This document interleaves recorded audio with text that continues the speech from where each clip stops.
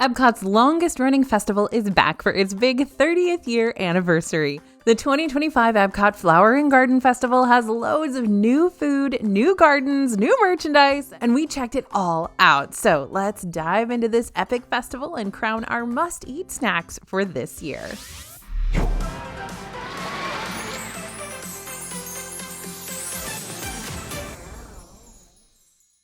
Hey everybody, it's AJ for Disney Food Blog, and today we're bringing you our top tips, our must-try snacks, and so much more straight from our team on the ground at EPCOT's Flower Garden Festival's opening day. This year, the festival runs from now all the way through June 2nd, 2025. There are over 20 food booths at the festival that they call outdoor kitchens, and there are 2 new outdoor kitchens for 2025, Yacht Grub and Beach Grub. But there's plenty more to do than just eat around the park. You're going to find flowers and gardens galore, plus incredible character topiaries that Disney's horticulture teams spend the entire year cultivating, including the new for 2025 Moana topiaries at the front of the park. Take some time to explore a tropical rainforest garden in the Mexico Pavilion, head to the English Tea Garden and the Shakespeare Garden in the UK Pavilion, go to a bamboo garden in China, and the butterfly garden, of course, in World Nature. The English Tea Garden offers complimentary tours, by the way. There is a self-guided tour or a 30-minute guided version. Stop by the Tea Caddy in the UK Pavilion for info on that. The Garden Rocks concert series performances are back and free with EPCOT admission, and they take place at the America Gardens Theater. Showtimes are 5:30 p.m., 6:45 p.m., and 8 p.m. Internationally known artists perform Friday through Monday, and local bands take the stage Tuesday through Thursday. Keep an eye out for the Jammin' Gardeners. This is a festival twist on the long-time running Jammin'ers performances. Bike's Pollination Exploration Scavenger Hunt is back this year. The map costs $9.99 and comes with a prize. This year it's character watering cans. And later in the festival, the second scavenger hunt, the Eggstravaganza Scavenger Hunt, has you hunting for character eggs around World Showcase. If you want to take home a souvenir, you got plenty of options this year. Look for items including apparel and glassware, kitchenware, and magnets, and of course, mini ears, all bearing logos of the festival and its attractions. The items that really caught our eye this year were those new lug bags and those incredibly cute Alice in Wonderland ears. There is a ton to do at this year's festival, and we've got a fully updated for 2025 ebook to help you plan. This guide is packed with show times and performer lineups, food crawls, tips, hacks, and of course, full color photos and reviews for every single dish at the festival this year. Our team has been working hard to put this one together for you guys with the latest and greatest tips we have on hand to help you become an expert. You're going to find this and all of our other snack and festival guidebooks over at dfbstore.com. Don't forget to use code YouTube to get a discount on these, and be sure to stay tuned to the end of the video for some of our very best festival tips. And now, here are our choices for the best of the fest at this year's Flower and Garden Festival in EPCOT. We're starting at the refreshment port with the Provence Poutine. Lavender on French fries? What was Disney thinking? Well, whatever they were thinking, this was a stroke of genius that resulted in a lovely poutine unlike any we've had here before. This combination of flavors gets pulled together by the cheese, and it just works. Grab it for $9. Don't be scared. There's the trio of dips and chips at Yacht Grub. Speaking of unique, one of the dips with this dips and chips combo has caviar on it. Yes, caviar. Now, we loved the chips themselves. They were house-made and crispy like a good chip should be, but the dips are what sold us on this. The pimento cheese is yummy, and the whipped feta is creamy and flavorful, but it's that caramelized onion dip with the caviar that won us over with its strips of onion on it. Last year, the scallop with spring pea risotto at Farmer's Feast had a tomato focus, and we're happy to say this year's version, featuring Ben's original International Grains Arborio rice, lemon beurre blanc, and gremolata for $8 is just as good. The scallops themselves were amazing. They were perfectly buttery and just fell apart in your mouth, and the risotto left a little to be desired, but overall this is a tasty, classy dish. The frozen desert violet lemonade at Pineapple Promenade is a returning drink back from 2013,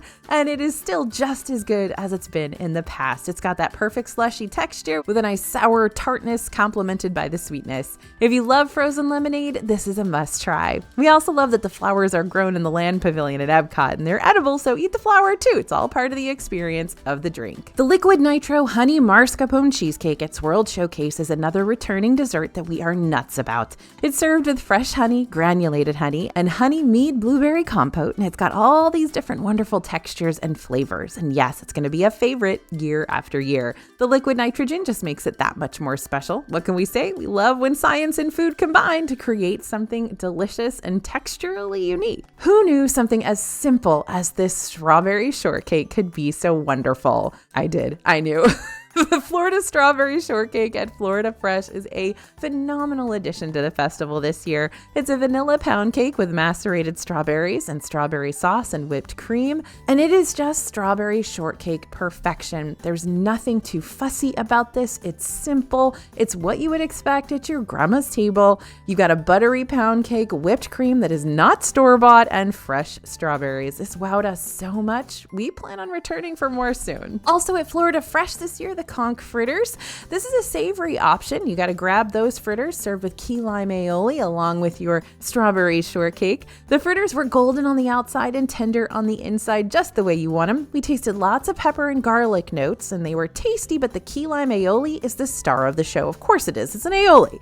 Now we would describe it as a sour cream dip with a key lime twist. It's tart and the perfect accompaniment. Heading over to Beach Grub, the grilled street corn on the cob. This is moved around the festival a bunch and it can be found here this year. It's covered with a savory garlic spread and quote-unquote cheese, but it is a plant-based dish. Costs $6. It's an eligible item for guests participating in the Garden Graze food crawl too. And that plant-based cheese are delicious. It was just so savory and heavy and really messy, but in the best possible way. It's pretty difficult to eat, but that can sometimes be the case with corn on the cob in general, so just dive right in. Also at Beach Grub this year, the seafood bake. So again, remember, this is a brand new festival booth, so everything here is new, even though that corn isn't necessarily new. It moves around a little bit. Okay, don't listen to me. The seafood bake, going on to the seafood bake. This is packed with shrimp and mussels, clams, and dewy sausage, red potatoes, corn on the cob, butter, white wine broth. Oh, and it comes with grilled sourdough too. This is a huge portion.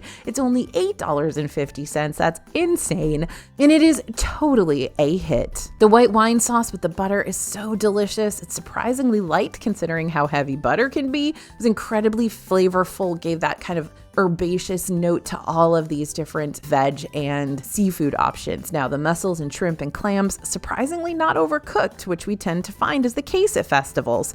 But we will say, don't let it get cold because you won't be able to open the mussel and clam shells. We also didn't get any of the advertised grilled sourdough, which may just be one of those first day of the festival problems. You know, we always run into some of those, so be sure to ask for your grilled sourdough when you're there. And for dessert at Beach Grub, how about a brand new s'mores bar? This is a twist on the classic campfire snack. It's a fudge brownie with dark chocolate, toasted meringue, and smoked graham cracker. Now, this was not as dense as we thought it would be, which we really appreciated.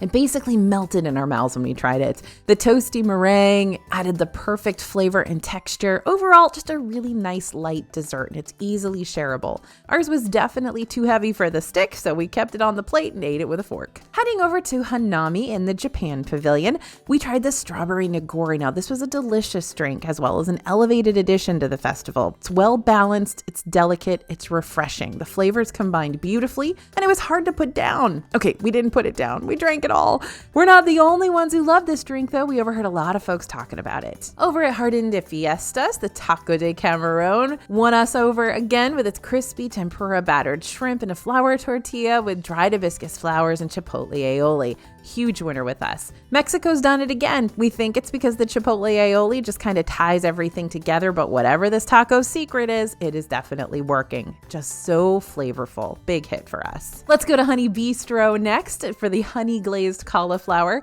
Now, we've loved this dish in the past. We still love it. It's colorful, it photographs well, and most importantly, it is delicious.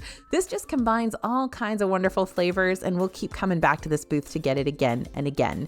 We also like that it's a light dish, so it doesn't make our stomach feel heavy, especially when we're eating everything else at the festival too. Going over to Germany to the Bauern Market, the toasted pretzel bread is on our list again. This is another old favorite that's returned this year. What's not to love about toasted pretzel bread? bread topped with Black Forest ham and melted cheese. All the flavors just complement each other so well, plus the cheese is ooey and gooey, and you know we're all about that cheese life. The bread also has the hard pretzel exterior, but inside it's soft and very, very fluffy. So this is a good one if you're just kind of eating a couple of different booths. This is going to give you some sustenance. It's not all sugar, it's not all meringue. You've actually got a good solid option here for a lunch. Now, how about Best of the Fest for the kids? We get it. Kids may not totally agree with our adult taste buds. So with that in mind, we always choose some items kids are sure to love. Over at BrunchCot, we've got the fruit cereal shake. Now, of course, a kid is going to love a milkshake with one of their favorite cereals in it. And this shake literally tastes like Fruit Loops cereal milk if it were converted into shake form. Kids are going to love it, but you know what? You're going to love it too. Also, the fried cinnamon roll bites at BrunchCot. Yep, BrunchCot is the booth if you want to visit with kids. Another kid-pleasing offering here are the fried cinnamon rolls with cream cheese frosting and candied bacon, sweet and salty, and a real winner. This one's been around for several years. It's definitely a people pleaser. And the Honey Bistro's Honey Peach Cobbler Freeze. This is another kid-friendly drink. It's kind of a milkshakey honey peach cobbler with streusel. It's sweet and fruity. The streusel on top adds a nice texture. Could be one of our favorite non-alcoholic drinks at the festival too. Ready to talk plant-based dishes? Okay, here we go. First up, the Jamaican beef patty at Refreshment Outpost. This features impossible beef with spicy papaya syrup, and it's at the top of our plant-based dish list. This was stuffed with a delicious filling, but we will warn you, it packs some heat. This isn't just Disney spicy, but authentically spicy, so be warned. However, that heat with the seasonings and flavors makes for one very tasty snack. And then the farmhouse meatball at Trowel and Trellis. We were surprised by this. It's served with lentil bread, spinach, marinated vegetables, and creamy herb aioli. And the meatball just by itself would have made us happy, but the creamy herb aioli also took it up a notch. Now remember, this is impossible meat as well. We weren't in love with the lentil bread, but with all the other things going on with this dish, we didn't mind one bit that wasn't to stand out. Are you ready for our best booth of the festival? Because we are ready to crown one, and believe it or not, it is not France or Mexico this time. It is a brand new booth, Beach Grub. This is brand new this year. Let's just say it really wowed us, enough to be our favorite booth of the EPCOT Flower and Garden Festival. Everything here is a win. The seafood bake is full of seafood that's just cooked perfectly and all that other stuff in there, that butter, that white wine, and it's just such a huge portion. This is a great lunch in and of itself. The grilled street corn on the cob, another wonderful returning item. We loved it. It was our favorite thing at the booth. The s'mores bar was done beautifully, somehow managed to be a light dessert, although the snack itself was too heavy for the stick it came on. So this is one booth we hope returns year after year for future festivals. Well done on this one, Disney. Now, tips for this year's fest. Okay, opening day is always the most crowded, but if you can, avoid visiting the festival on the weekends. Keep in mind that the Flower and Garden Festival coincides with spring break too, so while the weather is almost perfect, it's going to be busy this time of year. Next, have a plan of attack. When you get to EPCOT, don't forget to grab a festival passport as well so you can check show times and more. But you've probably got our DFB guide, right? So you've already done some pre-planning? Yes, of course you have. Now, our reporters always pack a cafeteria tray so they don't have to worry about juggling all that food and drink as they hunt for somewhere to eat. We recommend everyone do that. It makes things a lot easier and has been known to save a few drinks from disaster. If you want a quick cheat sheet for the fest, we've got our updated map and food checklists. You can grab those for free at disneyfoodblog.com/flowergarden or just scan the QR code right here. And don't forget that if you want more info, we've got every detail in that 2025 DFB guide to the EPCOT Flower and Garden Festival at dfbstore.com if you don't already have yours. Remember that if you're using the Disney dining plan, you can use your snack credits on lots of items at the food booths. Just keep an eye out for that little DDP logo, since some of these items can be a great deal. Some are over $10 when you're paying cash. Those are an amazing deal for a Disney dining plan snack credit. And if you want to guarantee a great seat for those Garden Rocks concerts,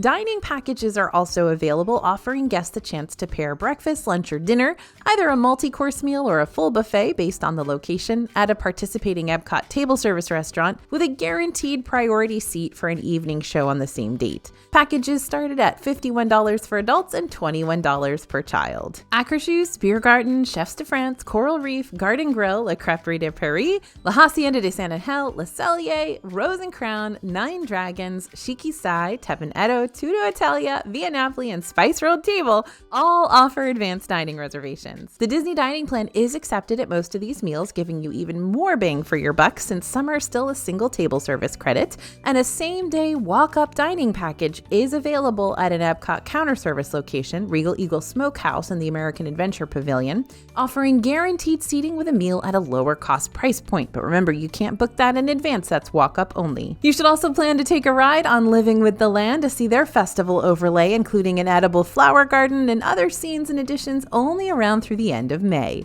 If you want to get more in-depth in those greenhouses, this is a great time to book the Behind the Seeds tour as well. This hour-long tour costs just $39 to $45 and takes you into Epcot's greenhouses for a look at how Disney grows all that food. FYI, if you didn't know, they actually do serve the food from the greenhouses in the restaurants around Disney World, including upstairs at the Garden Grill. The festival official food crawl, the plant-based Garden Graze, is back this year. Guests purchase 5 to 7 designated items at various food booths, receiving a stamp in their festival passport for each item, and then they can get a free pineapple and vanilla Dole Whip and a wildflower seed packet at the Pineapple Promenade booth. So that's a wrap on the 2025 Epcot Flower and Garden Best of the Fest. If there's a dish you're curious about that didn't make our Best of the Fest list, we got full reviews over at DisneyFoodblog.com for every single booth, every single food item. If you're headed to Disney World soon, be sure to subscribe to the channel and check out our free newsletter so you can stay up to date on all the latest Disney Parks news, because there's a lot coming up this year. Thanks for listening, everyone, and thanks for watching. As always, this is AJ for Disney Food Blog, and we'll see you real soon.